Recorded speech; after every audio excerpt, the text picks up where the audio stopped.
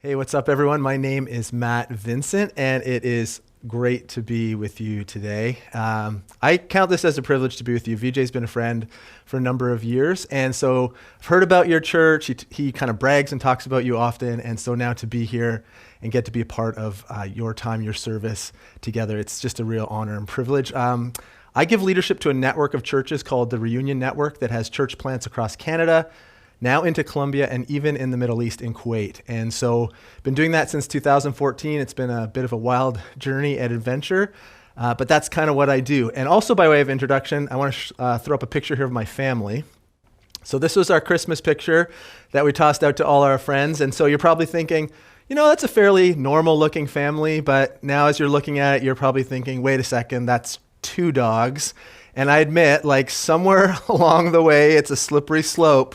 We went from 1 dog to 2, and there may even be talks of what would a third be like, which is complete crazy talk, I know. And so now we've moved in your minds from a normal-ish looking family to those people, and I guess I just have to own it. That's us.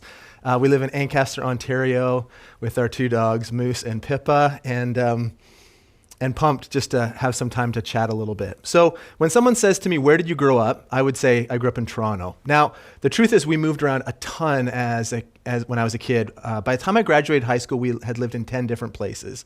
So moving around was just always part of our rhythm. And just my personality, I was okay with that. Like, kind of just rolled with it. It was never too big a deal, but spent 6 years in Toronto, and at the end of grade 10, our family, my parents said to my brothers and I, they said, hey, we're moving from Toronto to this town called Meaford up on Georgian Bay. And I had never heard of Meaford. I'm not sure about you. I had no idea where Meaford was. Some of you may know, it's not too far from Collingwood if you go up there for skiing or anything. So we left, finished grade 10 in Toronto, and then moved to this town called Meaford, which was a wonderful experience for me to finish high school up there. But at the time when we first moved, it was like, where on earth are we going?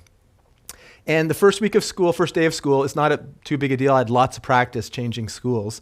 But there's always this really interesting moment when you're in a new school, and it happens right at the lunch hour. So the bell rings, everyone grabs their lunch or their money, and they're going to head to the cafeteria. And there's always this interesting moment when you walk in as the new kid, because you're standing there, and it's like this kind of organized chaos. Everyone knows where they're going. They're meeting up with their friends. They're sitting in certain sections. And as you scan the room, you kind of know that people belong in certain places. But as a new person, you're like, I don't even know where to go. And in some ways, you're just trying to find a seat to eat your lunch, right? Like, that's really what you're doing functionally. But it does feel like there's a lot more weight to it. Somehow it feels like this is a more important decision than simply, where am I going to eat my ham and cheese sandwich? And so I think that's true. It was true then. And now as an adult, and I think about the role of being at a table together, sharing meals together, I have a much different perspective on what the shared eating experience is about. I've been thinking about this probably more than anything as a church planter over the last 8 years, thinking, what does it mean for us to sit at a table, to share food, and to look each other in the eye? I would go so far, you may think it's crazy, I would go so far as to say, I think there's something sacred about being at the table together. So without going too far down the line too quickly, I want to walk through this really amazing interaction Jesus has with this social outcast that happens in a dinner party type format. It may be for some of you a really, really familiar story. For others, it might be the first time you've heard it. So wherever you are on the spectrum, that's fine. But this is this really cool situation where Jesus is coming into this new community. He meets this person who would be considered by the rest of the town as a social reject and outcast, someone they did not want to hang out with. And Jesus chooses to spend time with this person, and this amazing meal of transformation happens. So we're going to read it, and then we'll talk about it in just a second. So check this out. Luke 19, 1-10. Jesus entered Jericho and made his way through the town. There was a man there named Zacchaeus. He was the chief tax collector in the region, and he had become very rich. He tried to get a look at Jesus, but he was too short to see over the crowd. So he ran ahead and climbed a sycamore fig tree beside the road, for Jesus was going to pass that way. When Jesus came by, he looked up at Zacchaeus and called him by name. Zacchaeus, he said, quick, come down. I must be a guest in your home today. Zacchaeus quickly climbed down and took Jesus to his house in great excitement and joy. But the people were displeased. He has gone to be the guest of a notorious sinner, they grumbled. Meanwhile, Zacchaeus stood before the Lord and said, I will give half my wealth to the poor, Lord, and if I have cheated people on their taxes, I will give them back 4 times as much." Jesus responded, "Salvation has come to this home today, for this man has shown himself to be a true son of Abraham. For the Son of Man came to seek and save those who are lost." So for the last 20-ish years, I've had the chance to teach in some kind of way in different churches. Doesn't mean I'm any good at it. I'm not VJ level or anything, but I keep getting these opportunities. And so like anything that you do on a regular basis, you kind of form your own pattern and rhythm. And in some ways that's good. You're developing your own sense of teaching style and rhythm, and you're developing your own voice on how you communicate. The other side though is you can kind of come into a bit of a rut. You just kind of go do the same thing each time. And so I've been working on this new thing over the last year. I'm just admitting it. That is, I'm doing it in my own personal reading and study, and also in my chance to lead and facilitate and teach with churches, because it's opening my mind up in new ways. And so that's what we're going to do today. And it's based on this framework: think, wonder, and do. And I'll explain it here. And pay attention, because in a few minutes you're going to have a part to play in this as well. Because I want to know what you're thinking and give you a chance to have a conversation with each other. But the first section is think. What do I think? So this is where we naturally would say, what are the things we understand about the text? As we're reading the scripture, what do we know? It's where we use our cognitive ability. We look to cross-reference scripture, have other passages inform this reading. What else do we know about the topic, about the setting, the cultural setting? All the different kind of intricate pieces and how they all come together, which is what we normally do often when we're doing a sermon or teaching, is we think about it and what are the different angles we want to get at. So that's part one. Second part is, what do I wonder? Now, this is where we try to engage our imaginations, which, at least in the church setting I grew up in, it almost felt like you couldn't do that. It almost felt like that was out of bounds. But I found amazing freedom in trying to wonder about what was really happening. It allows us to ask those crazy questions. It gives us permission to say, hey, what about? Whoever wrote this passage, they didn't include these kind of details. Man, I really wish they had said these kinds of things. And so you just say, hey, I wonder what, or I wonder about this, or I wonder that. It's not to answer the question. It's simply to engage our imaginations in the interpretation and understanding of Scripture. Susan Halen from Columbia Theological Seminary, on this idea of biblical imagination, says this. She says, "Unless we employ our imaginations, we will never understand how the stories and letters, poems and visions of Scripture relate to our lives. In my own experience as a teacher of the New Testament, I find that the greater problem is not that we exercise too much imagination in interpretation, but that too few people have a religious imagination that is grounded in Scripture." And so we want to engage our imaginations. We want to wonder with each other about what we're studying and what we're thinking about. And the last part is, so what do we do? What should we do? It's a classic application section. Now that we've understood and we've engaged our imaginations and we've talked about that section of Scripture and we've done our best to understand and interact with it, what does it mean on earth? What on earth does it mean for us today?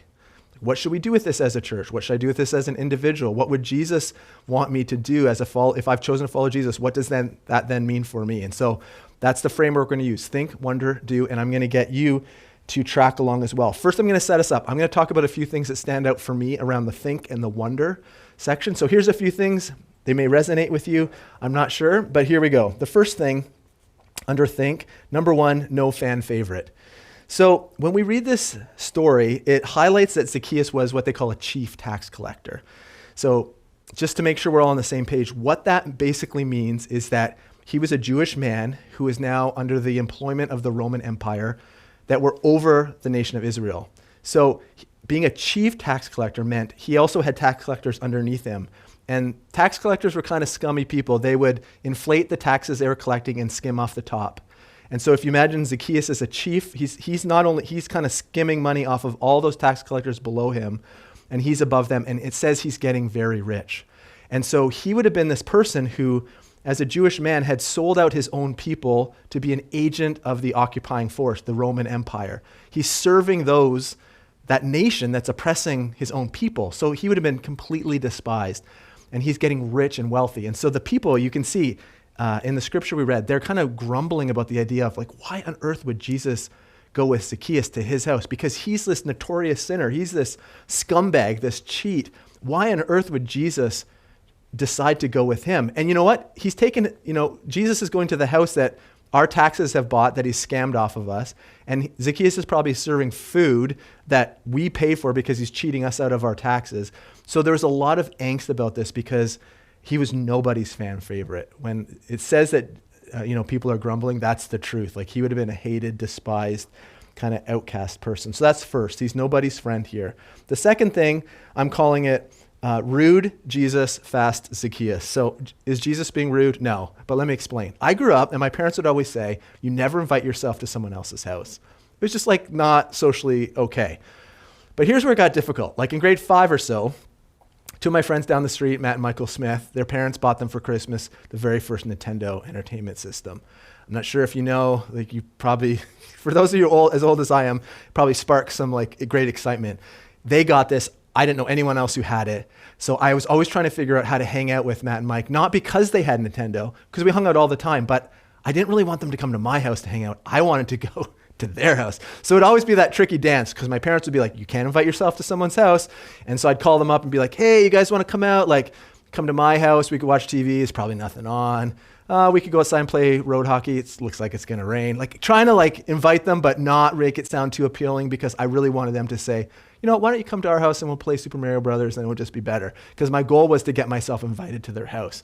So when I see Jesus and he's like so compelling, like there's this sense of drive to the way he invites himself over. If you notice, it said in verse 5, it says Zacchaeus. So he names him, calls him by name, which is interesting. First time meeting, but Jesus knows who he is and calls him by name.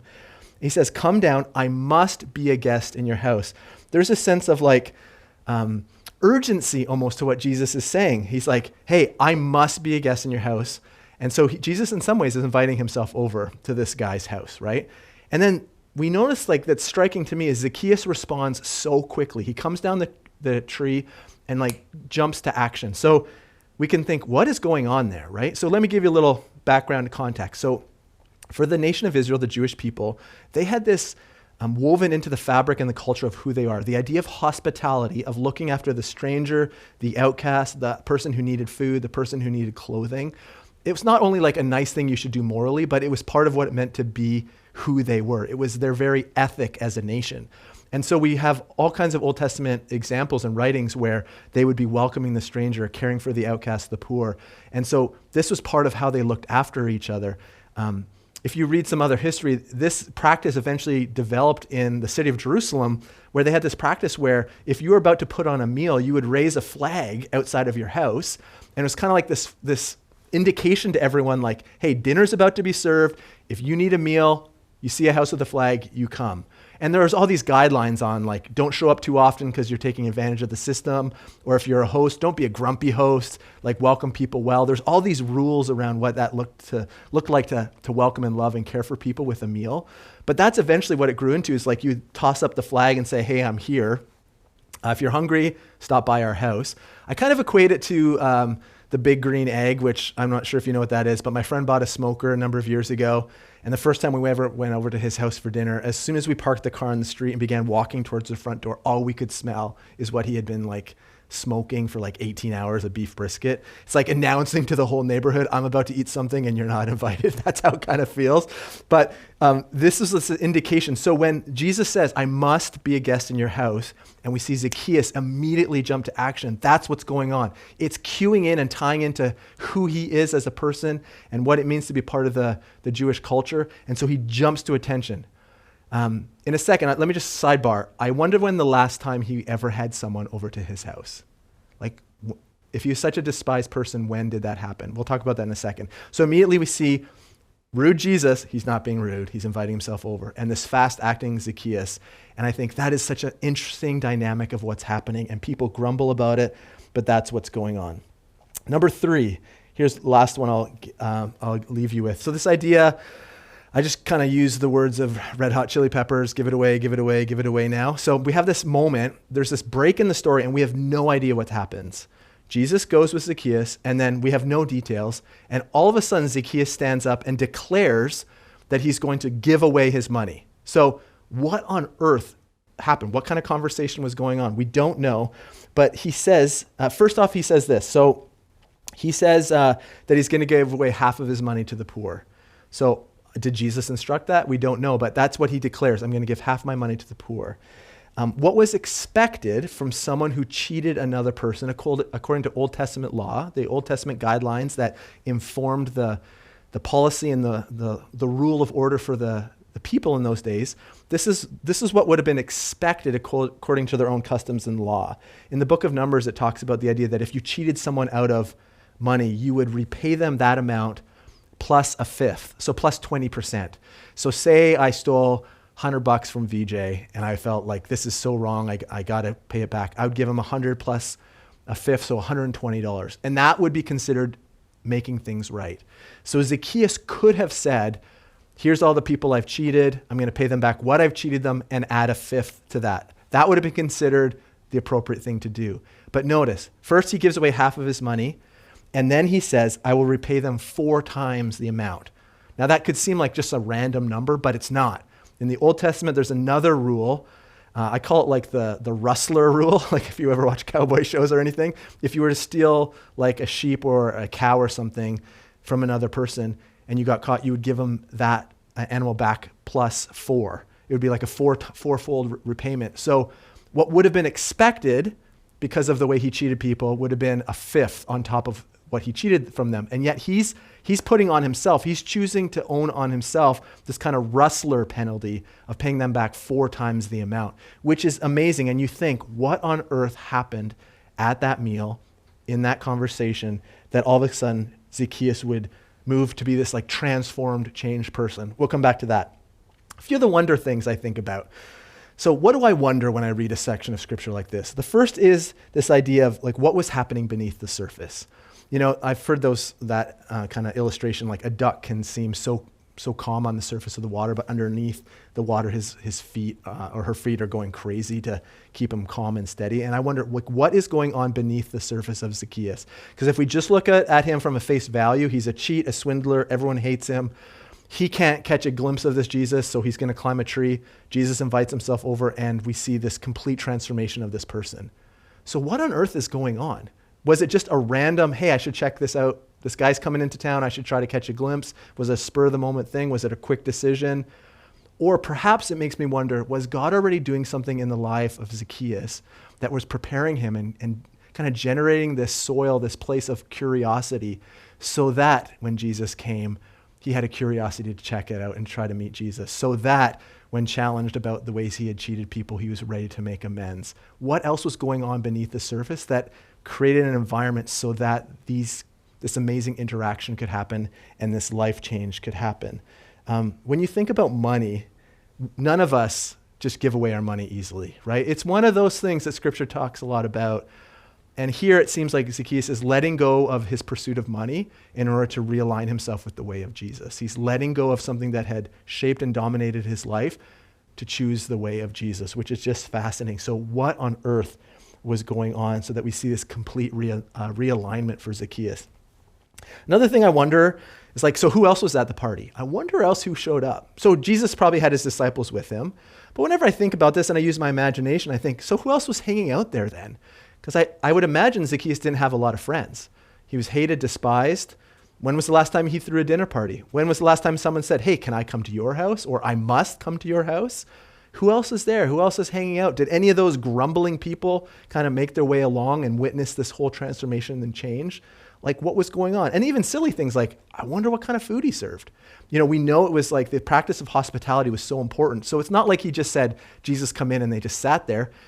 Custom would have been he would have washed Jesus's feet as the host. He would have washed all their feet. He would have put out food and drink and wine. They would have had a good old time about it. So then on the surface, because I love food, I'm like, I wonder what they ate. I wonder what's going on there. Does it matter? No. But when I try to put myself and use my imagination, that is one of the things I think about. I'm like, wonder what they were mowing down on so that they had this whole conversation and what was going on. Regardless of those things, who else came, what food was being served, what was happening beneath the surface, this scripture passage is clear that Zacchaeus is one man before he meets Jesus, this one kind of person, and as soon as he meets Jesus, he's radically transformed and changed. And we don't have a lot of detail in the middle, but we have these two pieces, and we're left thinking, oh my gosh, something amazing has happened as they share time and space around the table, as they share food and break bread together. So here's what we're going to do. We're going to pause right now. And I'd love for you just to have a chance to talk about it. Just the first two things. What do you think? What do you wonder? So what jumps out to you? What grabs your attention? What do you think about it? And then toss out any question with each other. What do you wonder? What do you wish you had some more information on?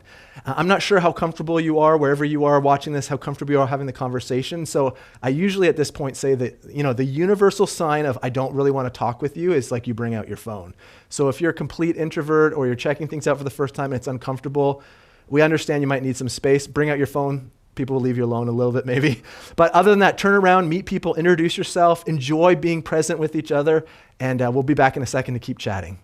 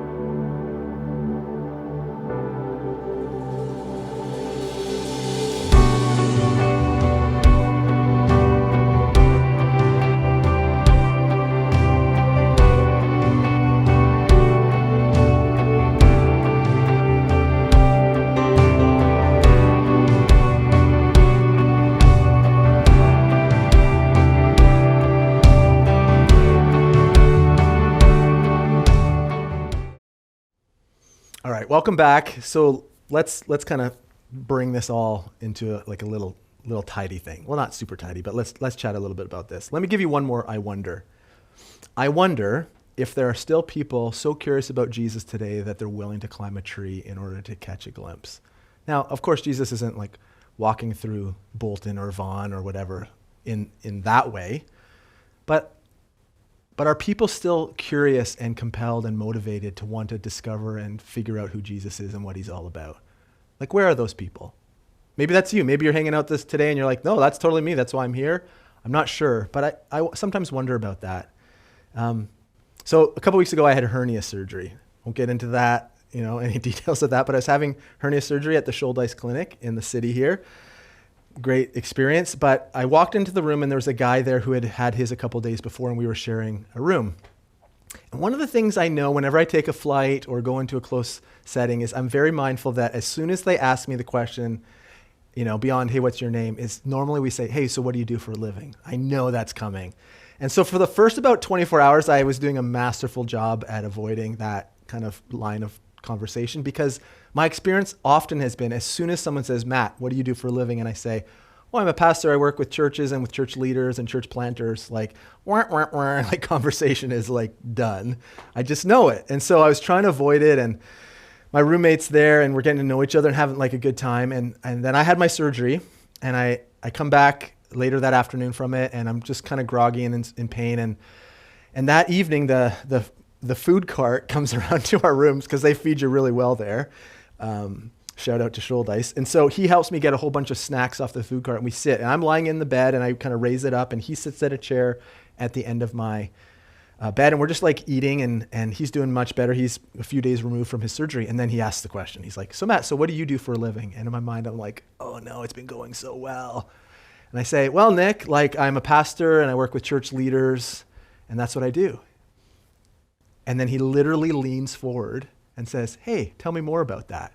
And I was like, what on earth? And so we just begin this conversation. And I had my surgery leading into the Easter weekend. I had it on the Thursday. So Good Friday, I was actually lying in a hospital bed recovering.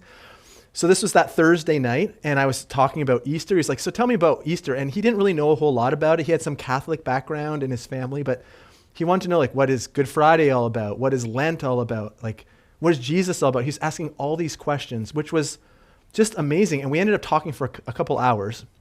To finally, it was kind of like time to go to bed. I was feeling it and pain meds were kicking in. And so he's turning off the light in our room and he says something like this to me. He's like, I feel like we're at a sleepaway camp and we're wanting to stay up late. And I just wish we could keep talking about this.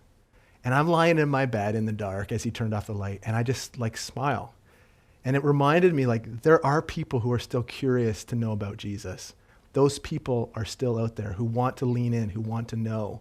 And it was so interesting that we're in my hospital bed and he's in the chair and we're having this meal, snacks and eating. And I felt like it set the possibility of that kind of conversation up in such a beautiful way. And we're still in touch and still talking about it. But it was Nick was such an encouragement to me because I felt like the message of Jesus is still so interesting and compelling for people. And I've been doing a lot of thinking about what does it mean to introduce people to the way of Jesus? And you can't talk about the way of Jesus without talking about being around the table. Whenever you read the gospel accounts, most of the time Jesus is on his way to a party, at a dinner party of some sort, or leaving one. It's all throughout his rhythm of life is spending time with people, sharing food, being in their homes. It's not this fancy new thing we're trying to do with the church now. It's almost like we're trying to get back to the regular rhythm and pattern because as we're at the table together, something special happens. This is the way of Jesus. This is who he is all about.